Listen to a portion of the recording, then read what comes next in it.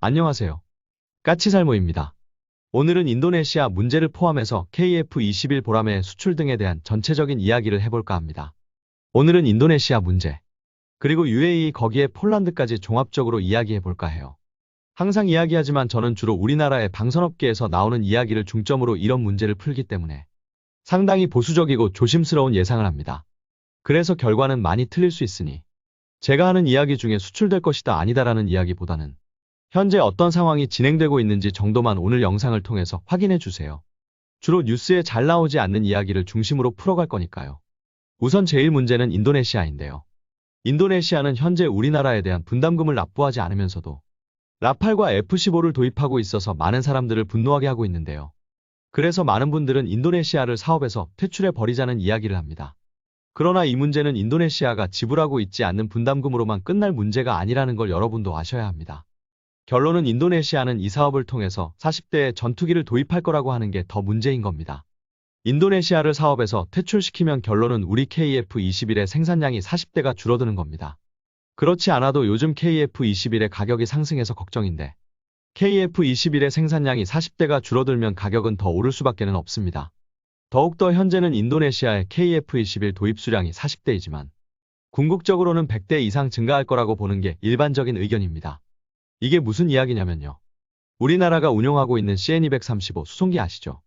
이 수송기의 일부는 스페인산이지만 군용 수송기의 일부와 또 해양경찰에서 운용하고 있는 CN-235 모델은 인도네시아에서 만든 모델입니다.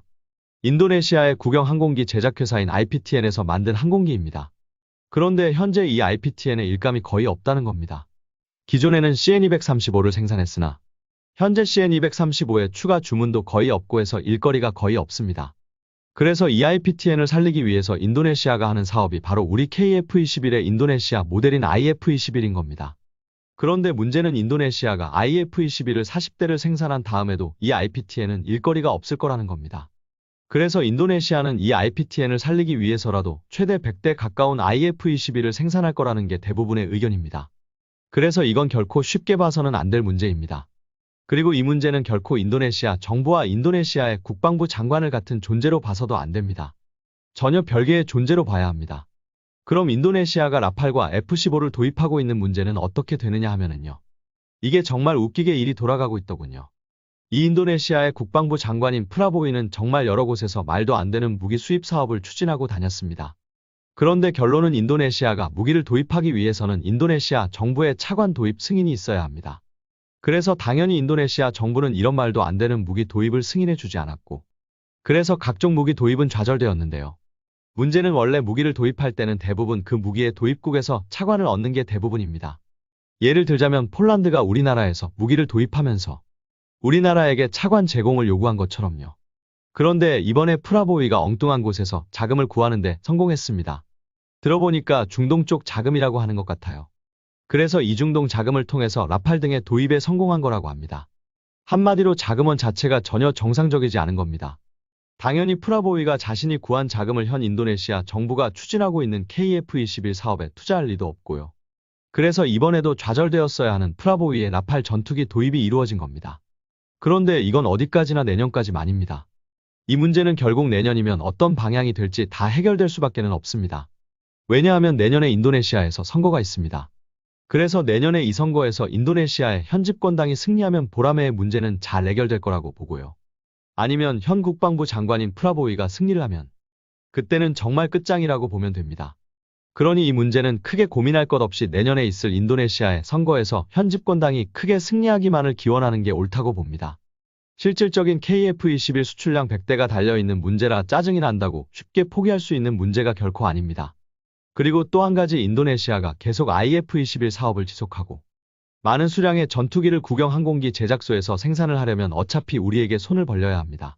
왜냐하면 인도네시아와 우리의 계약은 어디까지나 블록 1까지만입니다.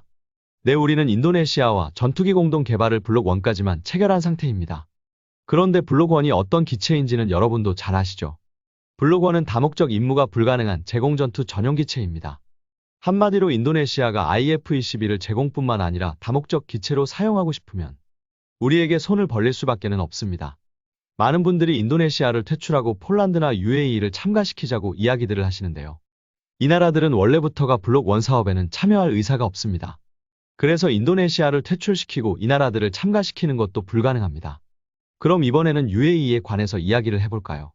우선 방사청에서 UAE와 협상은 사실무근이라고 이야기를 했는데요. 그런데 생각을 해보면 실제로 UAE와 우리가 KF-21의 공동개발에 대한 협상을 진짜로 하고 있다고 해도 그걸 사실대로 이야기를 할까요? UAE는 웬만한 무기 도입은 다 비밀이고 특히 공동개발은 더욱더 비밀을 유지하는 나라입니다. 당장 우리와 인공위성 개발 사업을 하고 있지만 대부분의 내용을 비밀로 하고 있고 실질적으로 UAE가 쏘아 올린 달 탐사선도 우리가 개발해 준 거지만 자세한 내용은 비밀이죠. 그런 UAE가 우리와 KF-21 공동개발을 협상하고 있다고 해서 그걸 사실대로 밝힐까요? 그럴 리는 전혀 없습니다. 현재 이 문제는 전문가들은 가능성이 상당히 높다고 보고 있습니다. 다만 UAE가 사업에 참여한다고 해도 인도네시아를 퇴출하고 대신 참여하는 게 아니라 블록2부터 사업에 참여할 것으로 보고 있습니다. 현재 UAE는 라파를 도입하고 있지만 UAE가 한 가지 전투기로 전투기 전력을 통일시킬 리는 없고 그래서 장기적으로는 라팔 말고 다른 전투기를 도입할 것으로 보고 있습니다. 문제는 이미 UAE는 F-35의 도입이 좌절되었기에 러시아가 개발하던 체크메이트 전투기 개발 사업에 참여하기도 했지만 이미 이 사업은 우크라이나 전쟁으로 무산되었다는 것입니다. 그래서 이 체크메이트를 대신할 사업이 필요한데 가장 가능성이 높은 게 우리 KF-21이라는 거죠. 그런데 제가 이미 이야기한 것처럼 그건 어디까지나 블록2 이후의 이야기이지 인도네시아를 퇴출하고 그 자리에 UAE가 참여한다는 건 아닙니다. 그래서 블록2는 2026년부터 시작하는 것이므로 만일 이에 관한 협상이 시작되었다면 이제 막 협상 시작 단계일 것이기 때문에 이걸 공개적으로 밝힐 단계는 아니죠. 그래서 방사청의 부인과 달리 UAE의 보람의 전투기 사업 참여 가능성은 여전히 높다고 보고요. 그리고 그건 어디까지나 블록2부터 참여할 거라는 거지 인도네시아를 퇴출하고 블록1부터 참여할 리는 없다는 거죠. 그리고 그건 폴란드도 마찬가지입니다. 폴란드도 절대로 인도네시아를 대신해서 블록1 사업에 참여할 리는 없습니다. 왜냐하면 폴란드가 원하는 성능은 KF-21 블록1으로는 달성할 수 없기 때문입니다. 현재 폴란드에서 우리 KF-21의 경쟁 상대가 누구인지를 알아야 합니다. 폴란드는 기존 미그 29 등을 우리 FA-50으로 교체하고 있지만 이와는 별개로 4개 비행대대를 새롭게 창설할 준비를 하고 있습니다. 그런데 이 4개 비행대대 중에서 2개 대대는 이미 기종이 결정되었죠. 그건 바로 F-35입니다. 폴란드는 F-35, 32대를 도입해서 이 새로 창설되는 2개 비행대대에 배치할 생각입니다. 그럼 나머지 2개 비행대대는 어떤 기종이 될 것인가 했을 때 현재 가장 강력한 후보는 F-15EX입니다. 이미 폴란드의 전투기 도입 사업에 F-15EX가 출사표를 낸 상태입니다. 그럼 폴란드는 F-15EX의 어떤 부분에서 필요성을 느꼈을까요? 그건 바로 장거리 스탠드오프 무기 발사 능력인 것으로 알고 있습니다. 물론 F-15의 그 대단한 항속거리와 무장 탑재 능력도 원하고 있겠지만 우리가 아무리 해도 F-15와 동급의 탑재 능력은 그나마 구현할 수 없기에 그래도 F-15와 경쟁을 하려면 최소 스탠드오프 무기의 탑재 능력은 있어야 합니다. 그래서 KF-21 보람의 블록1으로는 폴란드에 진출할 수도 없고 폴란드가 관심을 가질 리도 없다는 겁니다. 더욱더 폴란드는 블록2보다도 블록3에 관심이 많을 가능성이 높고 블록2에 폴란드를 참여시키는 명분으로 원활한 블록3 참여를 원한다면 블록2부터 참여하는 게 유리하다고 설득할 수 있다는 점입니다. 당연히 그로 인해서 KF-21의 폴란드의 전체 도입 물량이 증가할 것이고요. 결론은 현재 KF-21 보람의 개발 사업에 참여 가능성이 높은 UAE나 폴란드조차도 인도네시아를 대신해서 블록1 개발에 참여할 가능성은 없습니다. 솔직히 사람들은 벌써부터 보람의 수출 이야기를 하지만 결론은 수출이던 공동개발이던 블록1부터 참여하겠다는 나라는 없습니다. 인도네시아 말고는요. 이게 현실이고 그래서 인도네시아가 중요한 겁니다.